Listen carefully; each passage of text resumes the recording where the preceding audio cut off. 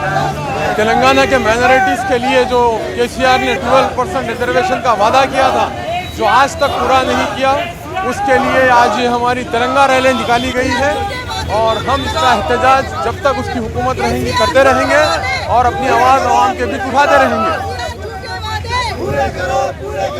Protest करने का reason ये है, हम लोग जो है केसीआर के जो झूठे वादे हैं वो पूरा करने के लिए बोल रहे हैं। यहाँ के जो एमपी हैं नकीब मिल्लत, हबीब मिल्लत, आज ही के दिन बॉम्बे में चलो बॉम्बे तिरंगा रैली कर रहे हैं, जबकि वहाँ किसी भी गवर्नमेंट ने वादा नहीं किया। वहाँ एनसीपी, कांग्रेस और शिवसेना की हुकूमत है, वहाँ पे कोई भी वादा नहीं करा रिजर्वेशन के लिए। यहाँ पे केसीआर बोले कि मेरे एमपीज को जिताओ, मेरे एमएलएस को जिताओ, मेरे को जिताओ, पार्टी को जिताओ। मैं तमिलनाडु की शक्ल में 12% रिजर्वेशन देता हूँ 4 महीने के अंदर।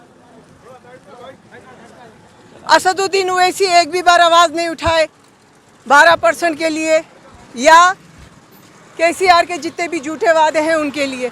इसलिए हमारी डिमांड ये है कि जितने भी झूठे वादे किए गए हैं, 12% रिजर्वेशन है वो पूरा किया जाए।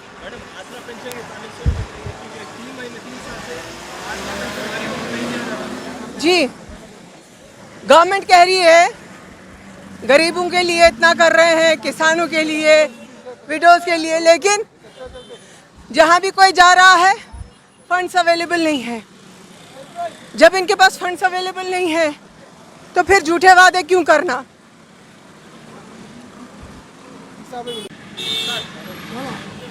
अस्सलाम वालेकुम, नमस्ते, सत श्री अकाल। आज कांग्रेस की जानिब से चलो चारमीनार तिरंगा रैली को मुनक़िद किया गया है और ये रैली का अहम मौजू है अक़लियतों के मसले मसाइल। और आप सबको याद दिलाता चलूँ, सुधीर कमीशन की रिपोर्ट कहती है कि 60% मुसलमान बिलो पॉवर्टी लाइन है। 43% मुसलमानों के पास अपना ज़ाती घर नहीं है। सिर्फ 19% मुसलमान नौकरी पे अपने ज़िंदगी गुजारा करते हैं। 16% बच्चे स्कूल को नहीं जाते। 40% ऐसे मुसलमान हैं जो सुबह मेहनत करेंगे तो रात में रोटी कमाकर खाएंगे। आज रियासत तेलंगाना में मुसलमानों की आज जो पसमानदा हालत में है आज मुसलमान, उसका जिम्मेदार केसीआर है। केसीआर, मैं तुझसे पूछना चाह रहा हूँ, माइनॉरिटी का बजट क्या हुआ? पिछले साल आप देखेंगे कि माइनॉरिटी का बजट सिर्फ 43% इस्तेमाल हुआ और इन लोग माइनॉरिटी के बजट का फलसफा ही कुछ और है।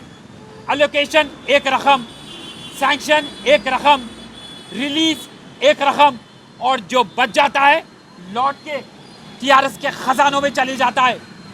और अब बात जब आ जाती है सेटविन की, सेटविन कॉरपोरेशन में 48 मुख्तलिफ मुमालिक के कंपनीज में नौकरी से अपना गुजारा करते हैं और आज सेटविन कॉरपोरेशन का कोई चेयरमैन नहीं है। सेटविन कॉरपोरेशन के ज़रिए से जो रोटी पहुंचती थी, जो रोज़गार पहुंचता था नौजवानों को, उसको केसीआर ने तबो ताराज कर दिया।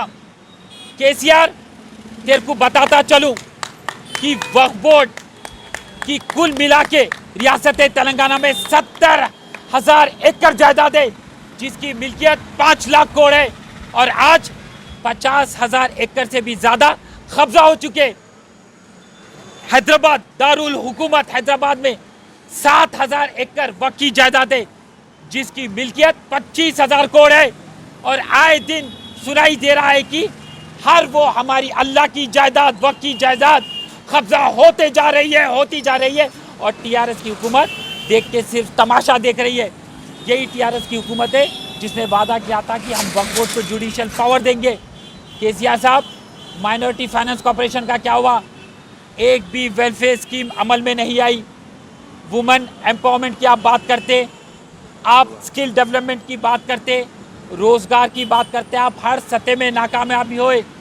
अरे जब मैं मक्का मस्जिद की बात करता हूँ तो शर्मिंदगी से मुझे ये कहना पड़ता है कि हुकूमत के जानिब से 2.35 करोड़ का सैंक्शन हुआ, पर इस्तेमाल कितना हुआ?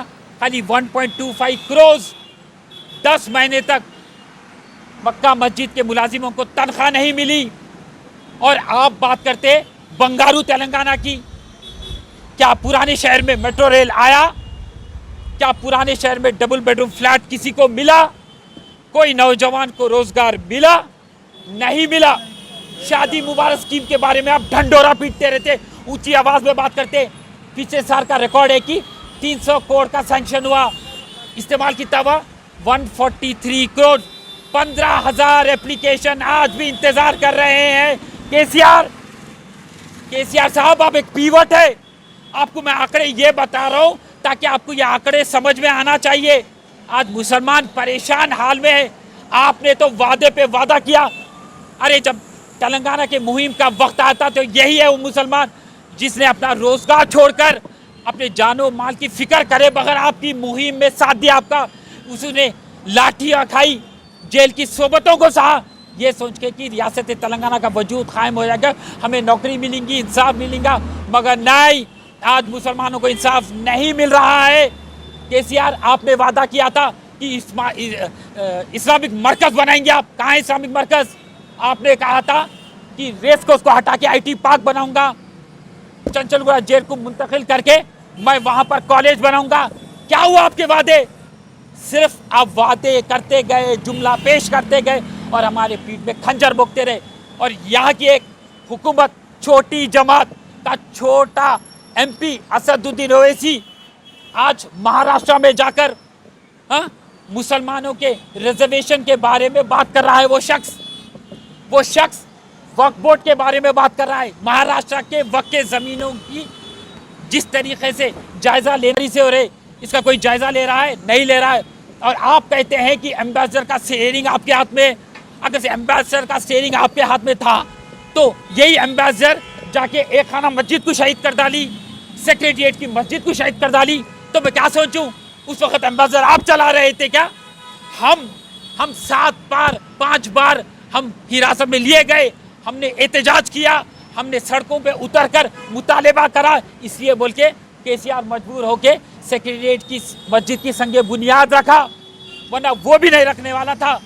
और मजलिस इत्तेहादुल मुस्लिमीन सारे हिंदुस्तान में मुसलमानों की हुकूक बात करती है। अरे मैं तो पहले से कहता आया हूँ कि मजलिस इत्तेहादुल मुस्लिमीन वो जमात है जिसके हाथ में चूड़ियाँ हैं। पहले चूड़ियाँ थे, आज तो मेहंदी भी लग गई। और ये दुल्हन यूपी में जाके अपने शोहर योगी को जिताना चाह रही है। अरे मुसलमानों को मुत्तहिद करना छोड़ के, मुनज़्ज़म करना छोड़ के इंतशार पैदा कर रही है मजलिस इत्तेहादुल मुस्लिमीन जमात, और बात करती है मुसलमानों की हुकूक की। आज मुसलमान बेदार हो गया। आज जो हम ये रैली निकाले, किस वजह से निकाले? ताकि मुसलमानों में शऊर बेदार होना कि रियासती हुकूमत TRS हमारी पीठ में खंजर भोंक रही है, और यहाँ की एक छोटी जमात MIM हमारी पीठ में खंजर भोंक रही है। अरे हमारा मुतालिबा है कि हम गरीब है, हम बेरोजगार है। अरे दलित बंधु का ऐलान करो। आप जब हुजूराबाद का इंतखाबात आया था तो आप दलित बंधु का ऐलान करे, दलित बंधु का ऐलान करे, अच्छी बात है। मुसलमान बंधु का भी ऐलान करो।